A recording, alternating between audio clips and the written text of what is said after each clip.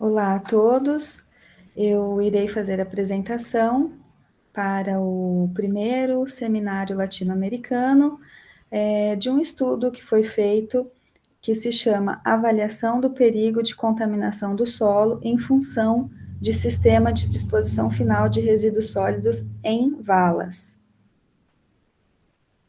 Para iniciar, então, vamos recordar aí sobre a história, de como começou a ser gerado o lixo. O ser humano, desde que iniciou sua existência para realização das suas necessidades, alimentação principalmente, a primeira necessidade do ser humano para a sobrevivência. Então, já nesse período já começou a geração dos resíduos, do lixo. E aí, essa população era uma população que não parava num território, porque ela começava a gerar ali os seus resíduos e explorar os recursos naturais daquele local, logo ela tinha que mudar dali e procurar uma nova área para existir. E aí, com a civilização, eles foram percebendo, a humanidade foi percebendo que era mais interessante, ao invés de ficar explorando várias áreas e se transferindo de lugar, construir cidades. E aí foi onde essa questão da geração dos resíduos começou a incomodar um pouco, porque tinha ali uma quantidade de lixo gerado e o que ia ser feito com esse material, não se tinha ainda uma forma de destinação, foi aumentando então o processo de civilização, aumentando ainda mais a produção do lixo, a quantidade de lixo gerado, mais pessoas juntas, mais lixo. Só que ainda não tinha ainda sido olhado isso como um problema mundial. Com a Revolução Industrial, onde já começou a ser confeccionados diversos tipos de produtos, essa preocupação apareceu, porque aí a quantidade de resíduos gerados começou, sim, a gerar um grande impacto e ali começou a se preocupar com as consequências, dessas ações que estavam focadas apenas no desenvolvimento, e sim, começou aí um problema com relação à geração acelerada, desenfreada de resíduos. E agora, que nós temos? Nós temos um quadro atual de uma grande preocupação com a quantidade, com a forma que nós, que a humanidade tem que administrar, que tem que gerir esses resíduos, Então, nós temos muitas cidades que não possuem sistemas adequados, no mundo todo existe o problema da geração dos resíduos, com relação à destinação final, e no Brasil existem alguns sistemas de destinação final dos resíduos sólidos que são considerados adequados e outros lugares não possuem os sistemas adequados. A justificativa desse trabalho, dessa avaliação, desse estudo, se dá pela contaminação que já existiu e que ainda existe de áreas pela disposição inadequada dos resíduos sólidos urbanos. São sérios riscos à saúde da população que são gerados através da má destinação dos resíduos sólidos urbanos, além dos danos ambientais de difícil reversão.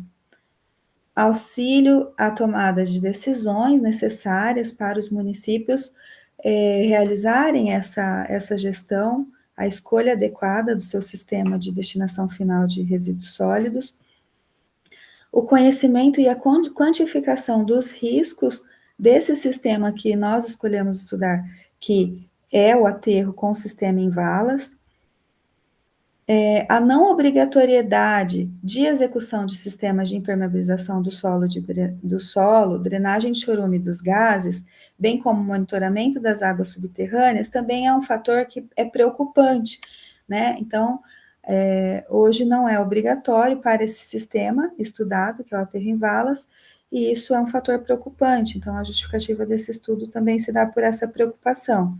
E também para o maior conhecimento dos aspectos que interferem na susceptibilidade das áreas estudadas serem contaminadas em função dos aterros sanitários de pequeno porte em valas.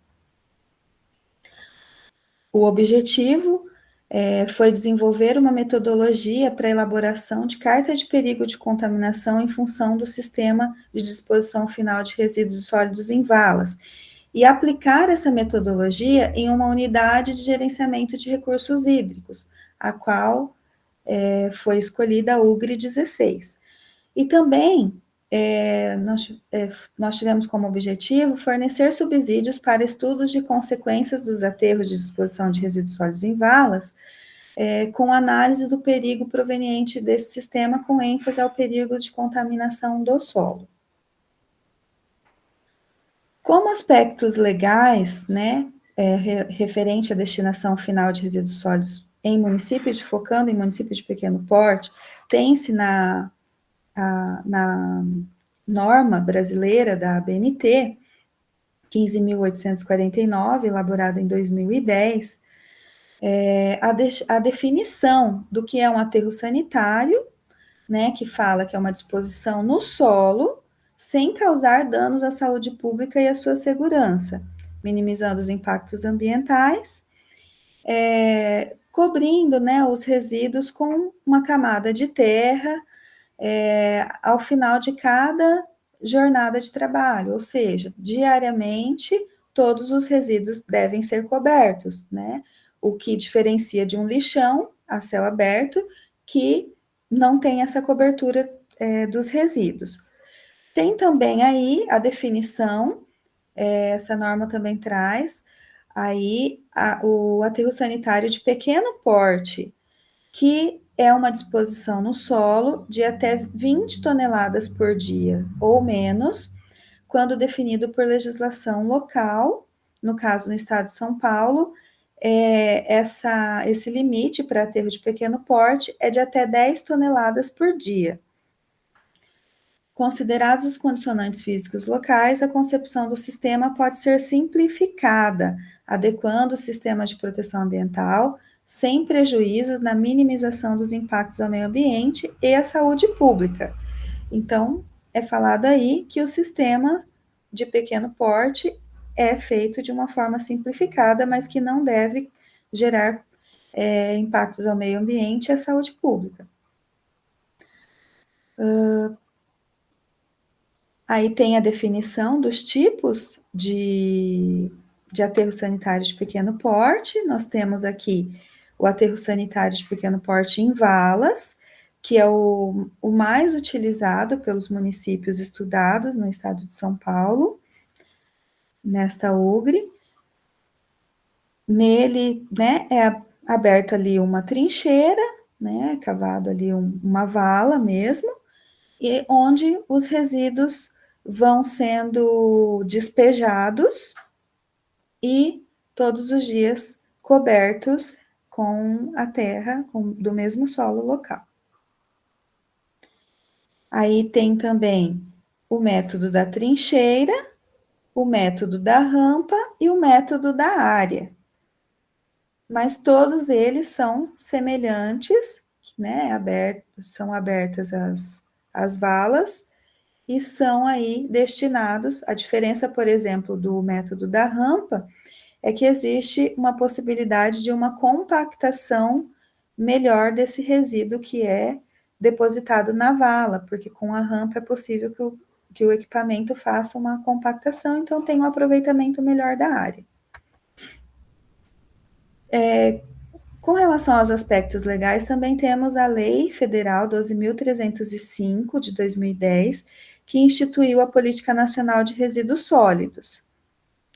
Em seu artigo 3º, ela define que destinação final ambientalmente adequada é a que inclui a reutilização, a reciclagem, a compostagem e a recuperação e o aproveitamento energético, entre outras destinações admitidas pelos órgãos competentes do CISNAMA, do SNVS e do SUASA. Entre elas, a disposição final, observando normas operacionais específicas, de modo a evitar danos ou riscos à saúde pública e à segurança, e a minimizar os impactos ambientais adversos. Diz também que a destinação final ambientalmente adequada é a distribuição ordenada de rejeitos em aterros, observando normas operacionais específicas de modo a evitar danos ou riscos à saúde pública e à segurança e a minimizar os impactos ambientais adversos. Então, ela vem de encontro com o que está também definido pela norma brasileira da ABNT, nas definições, né, conceitos. Nas tabelas de diretrizes da norma brasileira, da BNT, tem-se aí que a permeabilidade do solo tem que ser pouco permeável, para que seja implantado um sistema de aterro de pequeno porte, né, que é o sistema simplificado, sem muitos sistemas de proteção ambiental. Então, fala-se da permeabilidade do solo apenas assim, pouco permeável. A distância de curso d'água que seja maior que 200 metros. Então, o aterro tem que ficar mais do que 200 metros distante de cursos d'água. Declividade da área do empreendimento de 1 a 30%. Distância de núcleos populacionais, mais que 500 metros. E que a vida útil tem que ser, no mínimo, de 15 anos. Com relação à dispensa do sistema de impermeabilização do solo, que é chamado de um sistema complementar, então existem aí os limites máximos do excedente hídrico. Existe uma forma de ser feito cálculo dos excedentes hídricos que consideram o coeficiente de permeabilidade do solo local, a fração orgânica dos resíduos gerados no município e a profundidade do lençol freático.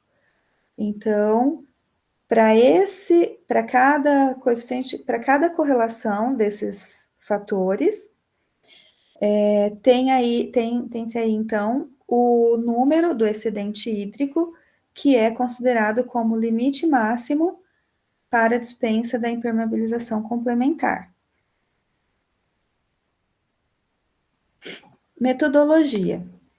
Primeiro foi feita a escolha da área de estudo, onde se escolheu a bacia hidrográfica do Tietê-Batalha, também chamada de UGRE 16, que é uma unidade de gerenciamento de recursos hídricos localizada no interior do estado de São Paulo, e é a UGRE 16.